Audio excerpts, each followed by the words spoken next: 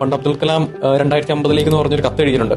ആ കത്തിൽ പറയുന്ന ഒരു കാര്യമുണ്ട്, വെള്ളം നാളെ നിങ്ങളുടെ നാട്ടിൽ വെള്ളം ഉണ്ടാവില്ല, വെള്ളം ഉള്ള ഭാഗങ്ങൾ സൈനികരും പട്ടാളക്കാരൊക്കെ പ്രൊട്ടക്ട് ചെയ്യുന്ന രാജ്യങ്ങൾ തമ്മിൽ അടികൂടി യുദ്ധത്തിന് വരെ വെള്ളത്തിന് വേണ്ടി നടക്കുന്നത് പറയുന്നുണ്ട്. അപ്പോൾ കണ്ണില്ലാത്തപ്പോൾ അതിന്റെ വില മനസ്സിലാവില്ല എന്ന് പറയുന്ന പോലെ തന്നെയല്ലേ ഇത്? അല്ല, ഇതിലിപ്പോ എന്താ പറയുക, ലോകത്തിലെ ചില കാര്യങ്ങൾ ഇപ്പൊ കേപ്പ് ടൗൺ പോലുള്ള സ്ഥലങ്ങൾ, കേപ്പ് ടൗൺ എന്ന് പറയുന്ന ആ നഗരമൊക്കെ ഇനി കുറച്ച് വർഷങ്ങൾ കഴിയുമ്പോൾ ശരിക്കും പറഞ്ഞാൽ ആളൊഴിഞ്ഞൊരു ഒരു ശ്മശാനം പോലെ ആയി പോകുന്ന പറയുന്നത്.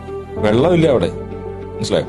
അപ്പൊ നമ്മൾക്ക് എന്താ പ്രകൃതി എല്ലാം നമുക്ക് തരുന്നുണ്ട്. പക്ഷെ ആ പ്രകൃതിയെ നമുക്ക് തിരിച്ച് നമ്മൾ പ്രകൃതിക്ക് എന്താ കൊടുക്കുന്നത്? ഒന്നും കൊടുക്കുന്നില്ല. അപ്പൊ നമ്മൾ ഈ ഇതിൽ വരുന്ന ആളുകളെ നമ്മൾ ആദ്യം കണക്ട് ചെയ്യുന്ന പ്രകൃതിയായിട്ടാണ്. അപ്പൊ പ്രകൃതിയായിട്ട് നിങ്ങൾ കണക്റ്റഡ് ആണെങ്കിൽ എന്താ ഗുണം വെച്ചാൽ നിങ്ങൾക്ക് ആ പ്രോസസ്സ് വളരെ കൃത്യമായിട്ട് മനസ്സിലാവും. നമ്മൾ ഓരോ ദിവസം പ്രകൃതി നമ്മുടെ ഒരു ഗ്രാറ്റിറ്റ്യൂഡ് എന്ന് പറയും. പ്രകൃതിയോട് നമ്മൾ നന്ദി പറയാം, നമുക്ക് ഈ തന്നതിനല്ല. മനസ്സിലായി? നമ്മൾ ശ്വസിക്കുന്ന വായുവിനും നമ്മൾ കുടിക്കുന്ന വെള്ളത്തിനും നമുക്ക് കിട്ടുന്ന സൂര്യപ്രകാശം മുതൽ നമ്മൾക്ക് ഇന്ന് കിട്ടുന്ന ഓരോ കാര്യങ്ങൾക്കും അതിന്റെ പുറകിൽ ആരാണോ അതാണ് പ്രകൃതി.